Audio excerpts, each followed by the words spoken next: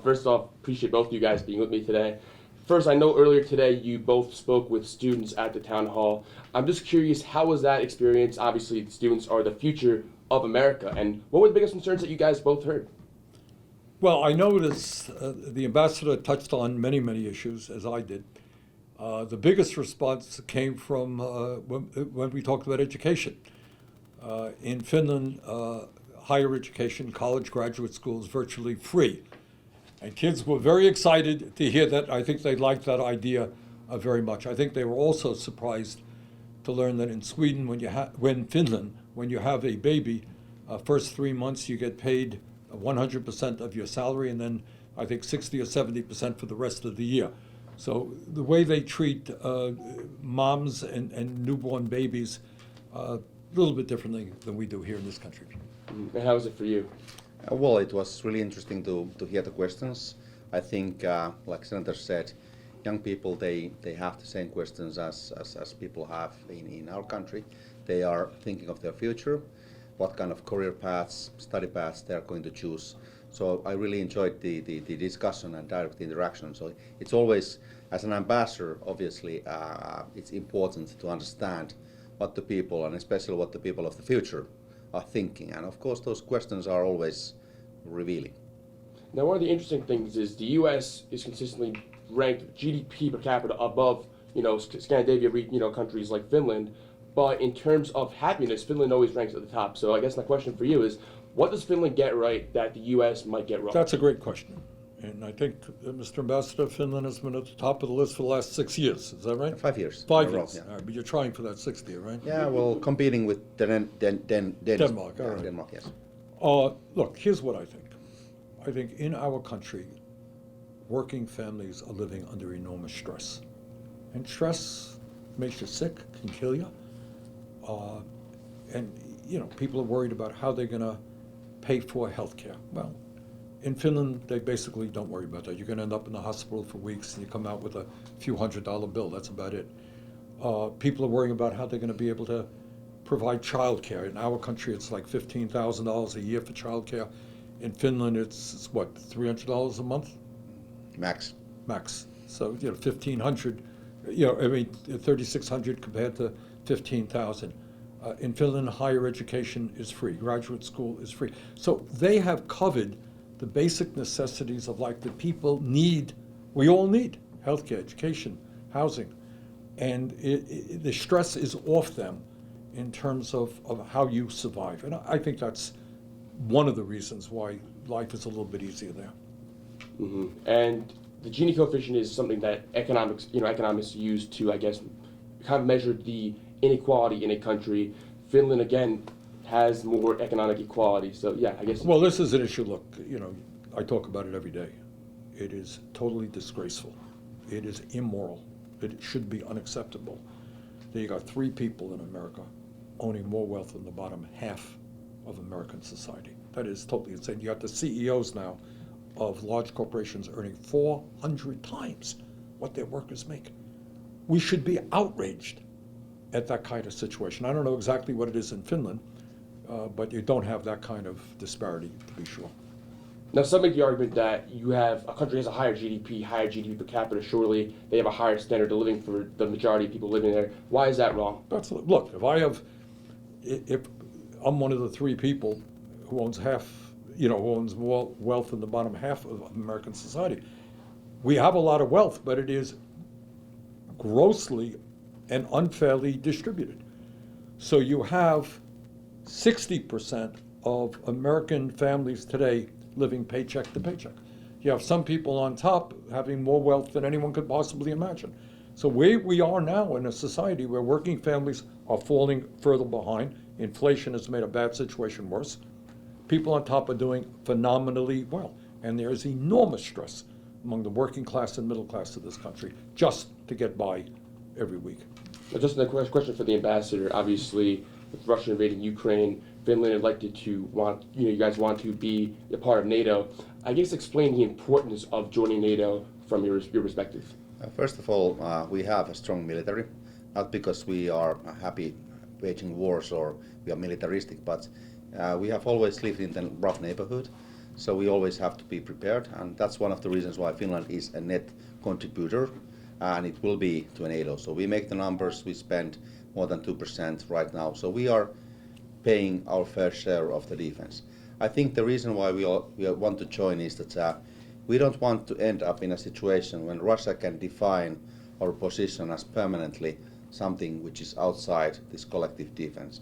So when President Putin actually last year, December, said that there should be absolutely no further NATO enlargement, I think that was the starting point for us to understand that we don't want to be defined by the Russians who are now doing what they're doing in Ukraine. So we wanted to be part of the West. We've been integrating with NATO for 30 years already, and we made the choice together with the Swedes, which is our fellow Nordic country. So I think we did it in order to improve our security, but also to improve the security of the whole alliance. Now, prior to being the Finland ambassador to the U.S., I believe you were the Finland ambassador to Russia. Yeah. I guess my question is, maybe in the West, for those who obviously don't know Putin, what does the West get wrong about Putin? I think we did not fully appreciate the importance of this historical great power ideology that he had. It was not so obvious in the beginning, during his first couple of terms. It became more strong. I think he got, to an extent, obsessed by this history, that an idea that Ukraine is part of Russia, Ukraine shouldn't exist.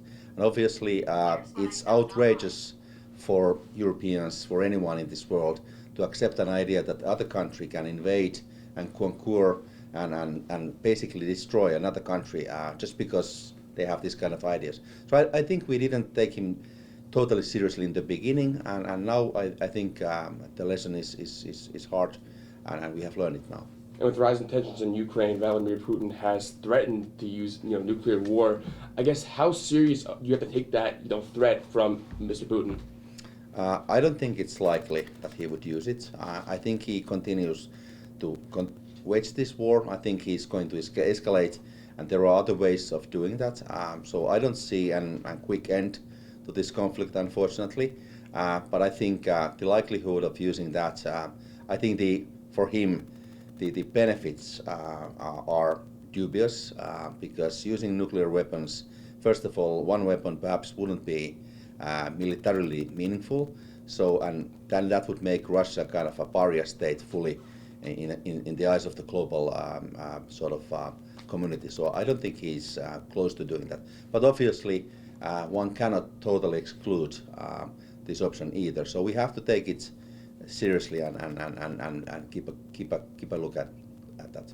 Finland has many miles border, with Russia. Right here, you have Senator Bernie Sanders. What is your message to U.S. officials like Bernie Sanders? How can the USA help Finland?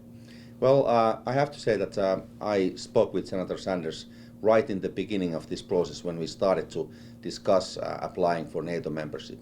And Senator Sanders was really careful. He started to learn about the issue. He wanted to know the facts, and we had a number of discussions before the Senate vote. Obviously, I understand he got information from other sources as well, but I really appreciate that he wanted to meet with the Finnish ambassador and get the first-hand knowledge of the process. And also, obviously, I'm thankful for him for the support he gave for Finland when the Senate did vote on the ratification.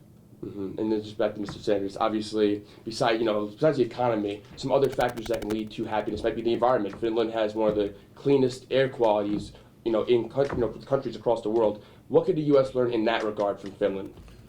Look, in terms of climate per se, we use the term existential threat for a real reason. And that is, if we do not fundamentally change our reliance on fossil fuel and move to energy efficiency and sustainable energy, the planet that we're going to be leaving to your generation and your kids will be increasingly unhealthy and uninhabitable. We have got to deal with it.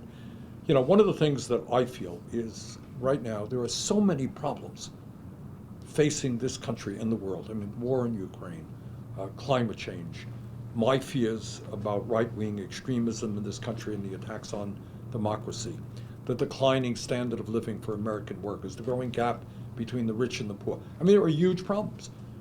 And what we as a nation have to understand, we can do it.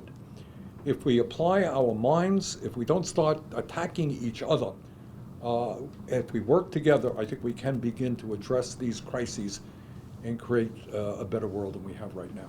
Just my last question. Obviously, I know you're referring to some of them on the extreme right. Some people on the right, like it or not, they would call people on the left extreme left. Obviously, there's a growing polarization. How do we all come together? How do we all just work together? Look, you're right. There is that polarization, and that is how some people would refer to me. All I can say, if you check the ideas that I am fighting for, some of which exist right there in Finland, they're not radical, and they are supported by the overwhelming majority of the American people. Is healthcare a human right? Most people think yes. Should we give tax breaks to billionaires? Most people say no. Should we cut Social Security, Medicare, and Medicaid? Most people say no. Do we have too much income and wealth inequality? People say yes. So, on all the issues that I fight for, I think there is strong majority support. Now, there are other issues out there like abortion, gun control, with not so much. But I think what we have to do is focus on those issues, often economic issues, that bring us together. And before we conclude, is there any final message that Mrs. Sanders, you might have for the Finland ambassador, or any message that you might have for Mrs. Sanders while we're here? Well, I'm just delighted that the ambassador, who has a very busy schedule, especially given what's going on in Ukraine, is visiting us today. And I hope that as Americans, we take the time to look at what other countries are doing on issues of healthcare, education, parental leave, and learn from them. And Finland is certainly one of the countries I think we should be looking at. For us, U.S. is the most important partner outside Europe, and it's the biggest trading partner that we have. So obviously for us, in terms of economy, in terms of security, it's really important to understand what happens in the U.S., what is the direction you are heading for. So it's also my task, and I'm really thankful for Senator Sanders for inviting me. It's been an enlightening visit. Thank you both so much for your time. Hey, thanks very much.